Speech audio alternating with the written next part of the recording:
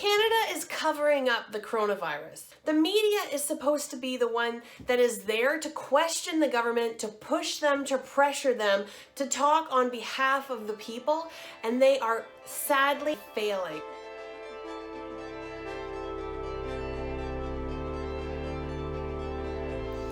All of the news is focused on race, how the coronavirus is fueling racism, how I feel this is dangerous, this rhetoric from the media, because, for example, a group of concerned parents wrote a petition and they gave it to their school board, and they said that they wanted any family that had been to China in the last, in the winter break, they wanted them to keep their kids home from school for 2 weeks. Somehow this got blown up into it being racial discrimination. The school said that they can't do that because that's racial discrimination. I'm sorry, it's not. If 5 white families went to China over the holidays and then came back, then it would be those 5 white families that shouldn't be sending their kids to school for 2 weeks. Like, parents have a right to protect their kids. And yet here, under the guise of racial discrimination, the parents are denied the right to try to protect their kids. I find that very concerning.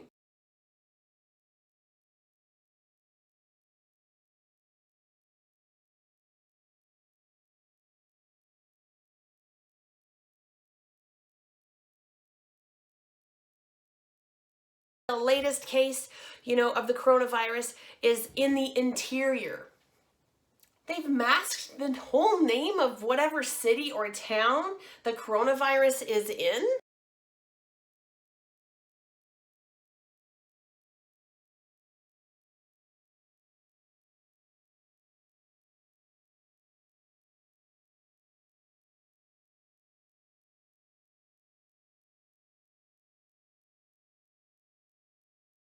Just by saying it's in the interior. People have a right to know what city or town it may be in. It is shameful that they're not saying it. This is the kind of silence that the Chinese government used over this issue that ultimately caused this pandemic to happen. It just blows my mind that the Canadian government would not be as transparent as possible through this whole process in order to avoid what happened in Wuhan. If you're not honest with people's risks, they're going to believe you. They're going to think that the risk is low, and so they're going to pay little attention to risk measures. Also, in the latest case of the person who has the coronavirus in BC, they came over on a connecting flight from within China to Shanghai, and then from Shanghai to Vancouver. Health Canada said that people who were seated beside or behind coronavirus patients are considered to be low risk. This to me is absolute bonkers. Only a short Google search reveals that a flight from Shanghai to Vancouver is 11 hours and 45 minutes long. So you could have a person sitting directly in front, directly beside, or directly behind, and you want to tell me that for 12 hours they sat beside this person and that there is a low risk of them getting this highly contagious virus?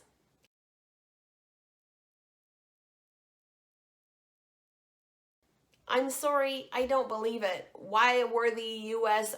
military men dressed in full hazmat suits with air circulation, clean air circulation within their suits if this is that, not contagious?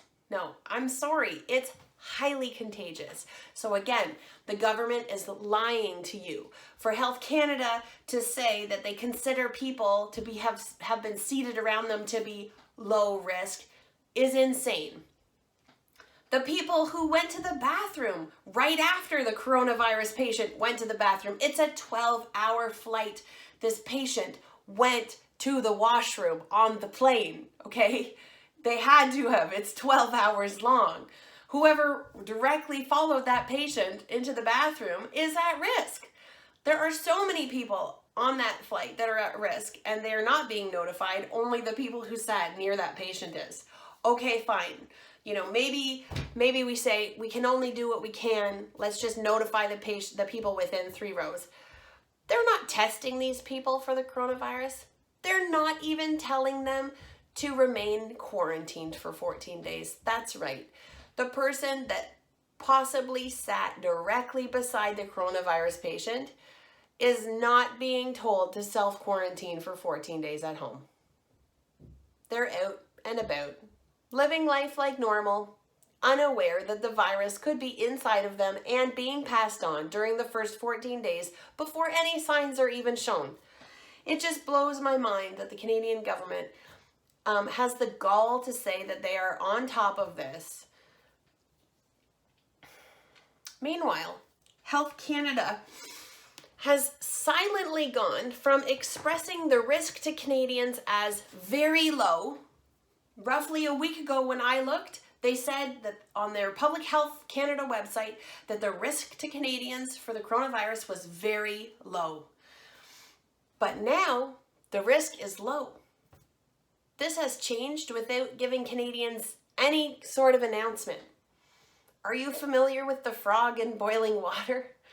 You put a frog in water and it will sit there happily, and if you slowly turn the heat up, the frog won't notice that the water is becoming hotter and hotter until the frog is boiled to death. The frog won't jump out because it doesn't notice the gradual change. So here's Health Canada changing gradually the risk and not even mentioning it. It needs to be mentioned. And the risk to Canadians over the next year is not going to continue to be low. It's going to continue to probably rise. That needs to be said too, and it's not being said. Health Canada, the Chief Public Health Officer, evacuated people from Wuhan, right? I'm all for that. Yes, bring Canadians home. Evacuated them and is quarantining them at the Trenton Air Force Base. Great. Awesome. What is not great is that they're not testing those people. They're just watching them for symptoms. Meanwhile, China releases a study that shows that there was one case where symptoms only appeared 24 days after they were exposed. So potentially the quarantine period should be 24 days long. We don't know. It's still uncertain, but this could be the truth. Meanwhile, in Canada, we're not even testing them if they're not symptomatic. I mean, never mind that many of the cases can be mild, that you can have the coronavirus with only a sore throat or even nothing. China has shown that there was a 10-year-old whose whole family had the coronavirus and he showed no symptoms, but the mother insisted on him being tested, and sure enough, he was positive. He was a positive carrier and someone passing on the illness who had absolutely no symptoms. So this is possible. Asymptomatic transmission is probable, I believe. We're still waiting more information on this, obviously, but we would be amiss to assume otherwise until proven.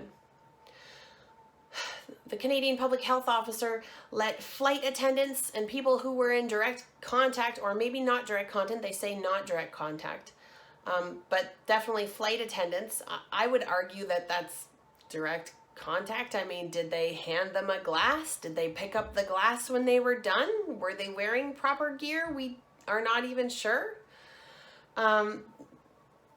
Theresa Tam has allowed them to go home early because she sees the risk to them as being extremely low. What about the Red Cross volunteers that helped get these Wuhan evacuees off the plane? I'm going to show you a little clip now from a Chinese-Canadian professor expressing his dismay at the lack of protection of Red Cross volunteers. Hi, this is the first morning actually in Trenton Air Force Base in quarantine. So first of all, I would like really to thank to everybody involved. It's a lot of work, especially for those Red Cross volunteers. They are actually taking personal risk to help us. they have really minimum protection. I really wish they have for better protection, because this stuff is really serious.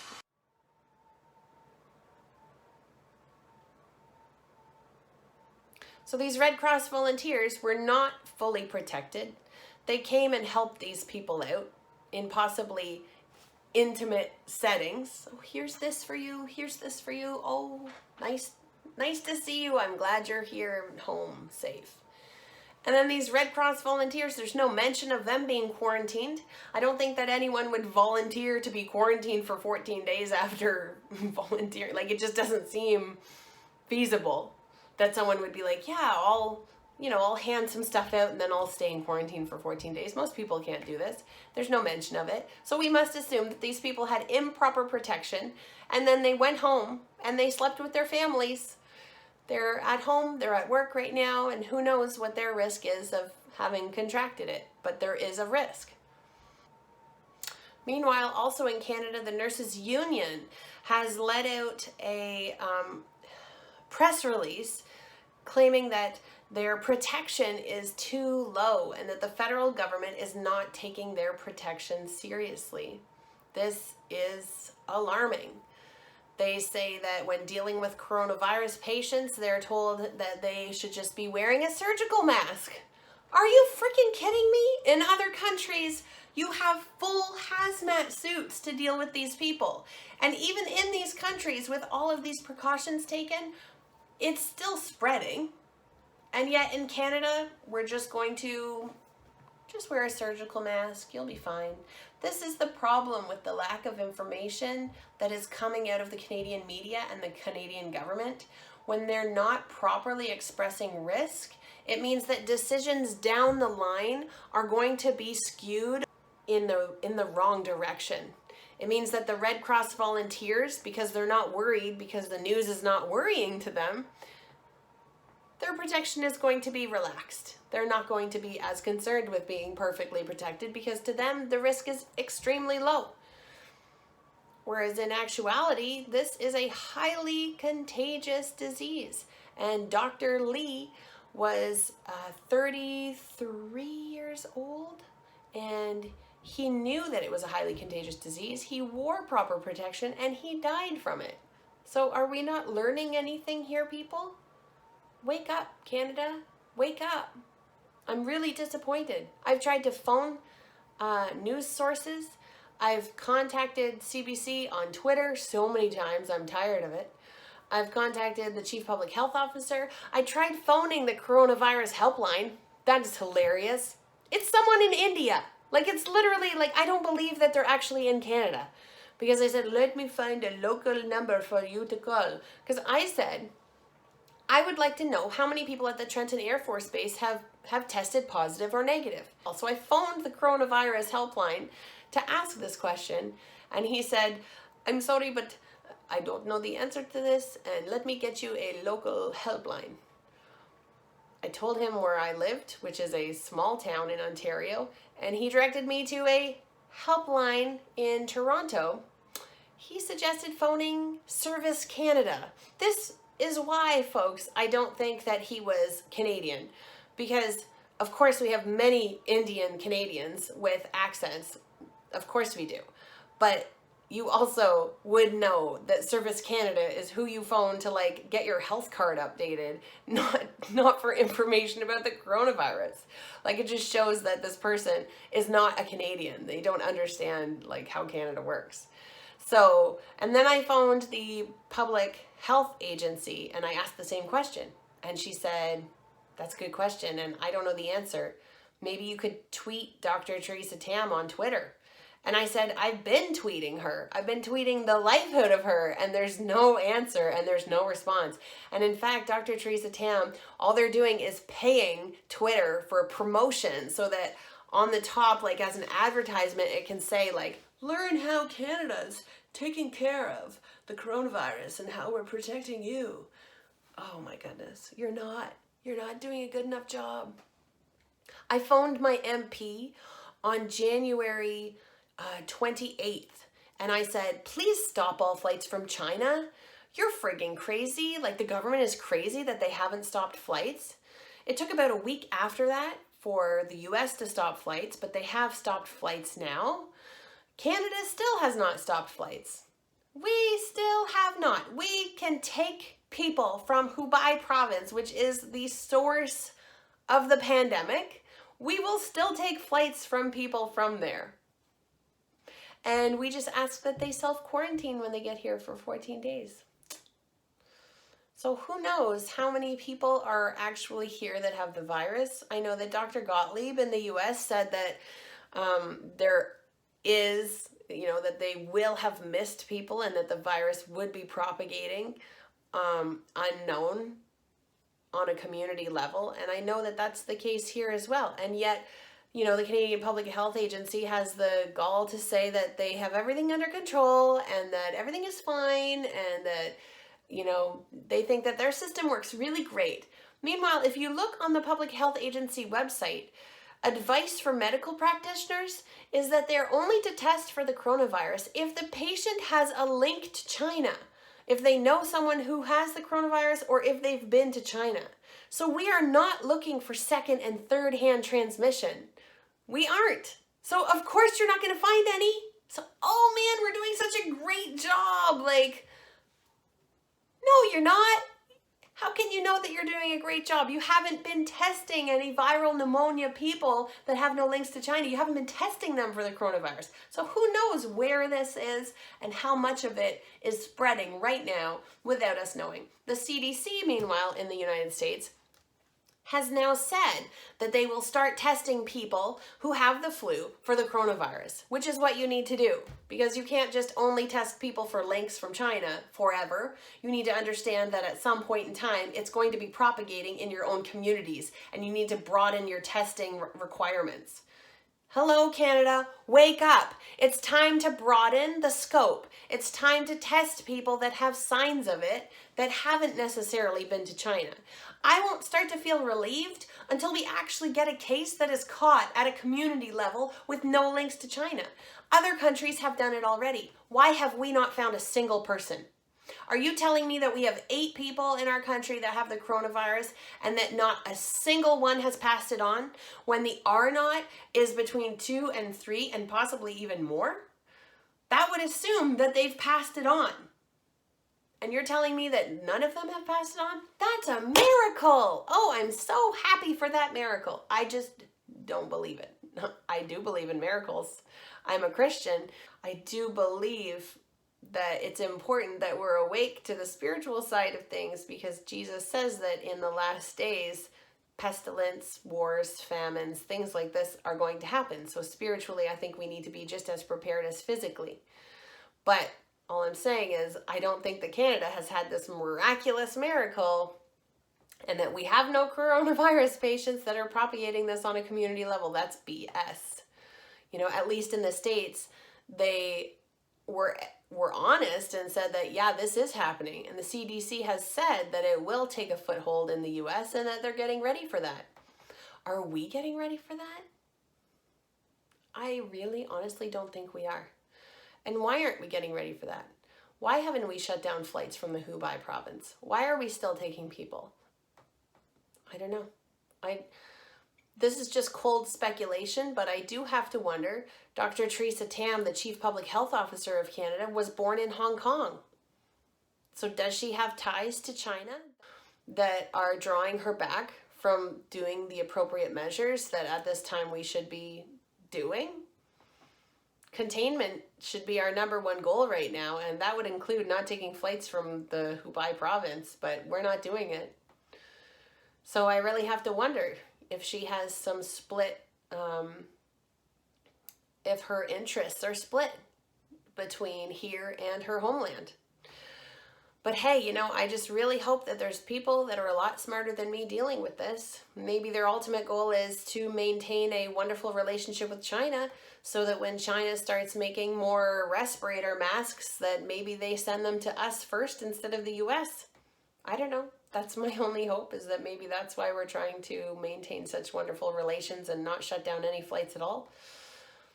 I just really hope that people smarter than me are as worried about this as I am, and that they're taking the appropriate precautions. And I wish that they would be honest with the Canadian people, because right now I'm losing trust in our government and I'm losing trust in our media, because I'm not seeing proper reporting done on this, on the actual risk that will eventually hit here.